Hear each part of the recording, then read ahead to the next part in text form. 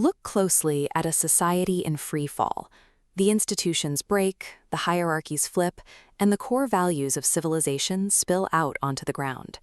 In his prophecies of the end times, Ali bin Abi Talib used exactly this image. He told his followers, Islam will be overturned just as a pot is overturned with whatever is in it.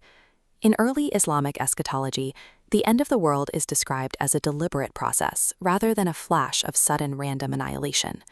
Instead, the texts detail a multi-generational era called the Great Tribulations, operating with a specific, calculated structural purpose. Ali's eschatological framework functions as a three-dimensional blueprint, mapping the progression of history upward through three distinct tiers: the moral, the geopolitical, and finally, the theological. The entire structure relies on the base tier. Before any maps are redrawn, the society must experience a systemic moral inversion. The internal values of the culture must be flipped completely upside down. That base layer of internal decay directly triggers physical collapse in the middle tier. This is where abstract morality translates into falsifiable, geographic upheaval across the Middle East. The apocalyptic events described in these texts are mechanical steps, chronological phases necessary to reach a specific theological endpoint. The mechanics of this societal decay are laid out in the sermon of the statement, known as Khutbat al-Bayan. It serves as the bedrock axiom of Ali's eschatological matrix. He outlines the economic markers of the collapse first. Rulings are nullified, oppression becomes legal, and the population fractures into extreme wealth inequality, where the rich exist only for leisure and the poor for begging. The operative mechanism here is inversion. Society undergoes a complete mirroring of moral hierarchies. The foolish shepherd the people, and the righteous are mocked. Interestingly, this decay is marked by a hollowed-out religious formalism rather than mass secularization. Ali points out that the mosques will be physically flourishing, marked by constant construction, yet they will be completely desolate of actual spiritual guidance. The foundational texts survive structurally, but they are abandoned in practice. Ali states that nothing will remain of the Quran except its name, and they will know nothing of it except its calligraphy and script. In this environment, truth becomes perfectly hidden, while falsehood becomes apparent and openly celebrated in the lands. This systemic moral and religious inversion is the absolute prerequisite. Civilizational collapse reaches critical mass internally before any of the physical, geographical prophecies can begin.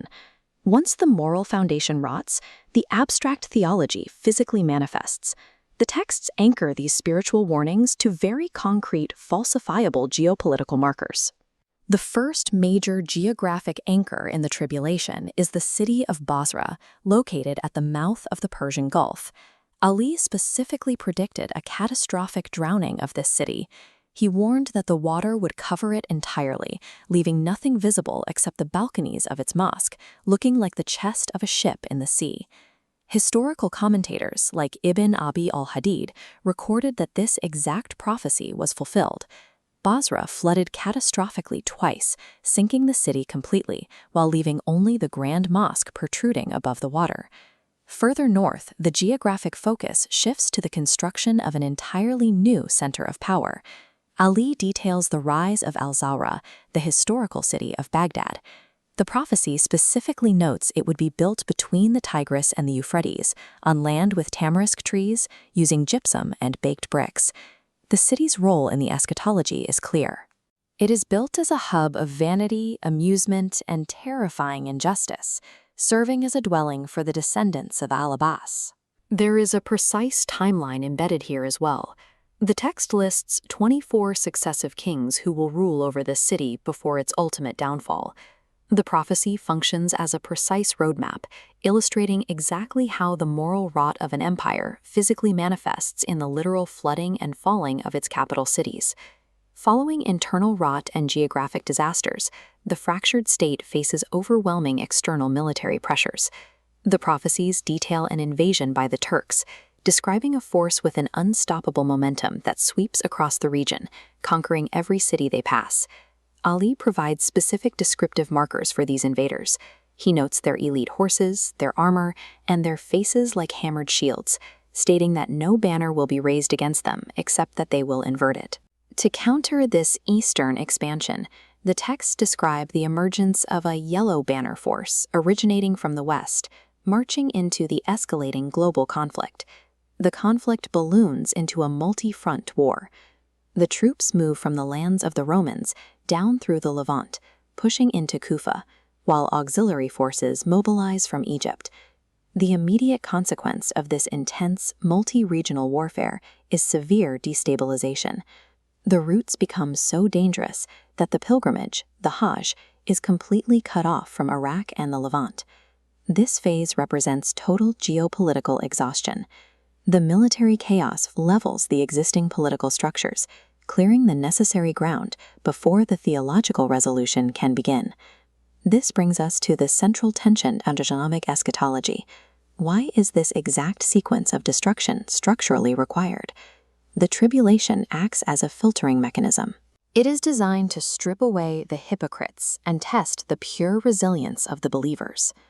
Ali identifies a very specific type of believer who makes it through this period. He calls them the Nauma, the obscure one. The Nauma survives by refusing to participate in the inverted society. They hold fast while the dominant systems collapse, remaining unknown in the earth, but well known in the sky. It is only after the population has been filtered down to the resilient few that we reach the apex of the eschatological architecture, the emergence of the Qa'im, the Mahdi. He does not emerge to participate in the corrupted system.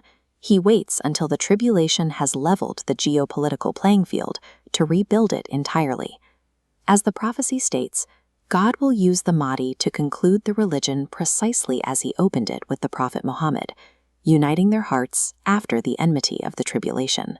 The systemic breakdown and geographic erasure serve to clear the ground, making way for the ultimate theological restoration. The three dimensions are inseparable. The moral collapse outlined in the Sermon of the Statement inevitably triggers the physical destruction of cities like Basra and Al-Zawra. Every single element of the old societal container must be completely emptied out. The pot must be overturned. Ali's prophecies present the end of times as a highly precise, observable map of historical transition, rather than a void to be feared.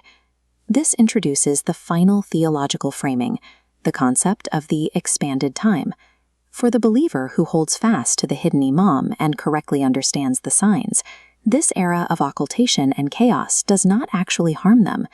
Instead, the tribulation operates as an expanded period for fulfilling duties and anticipating the ultimate reward. Qa'im, resolute. To successfully navigate the end of times, you must recognize the architecture of its collapse, hold fast to the truth, and wait patiently for the world to right itself.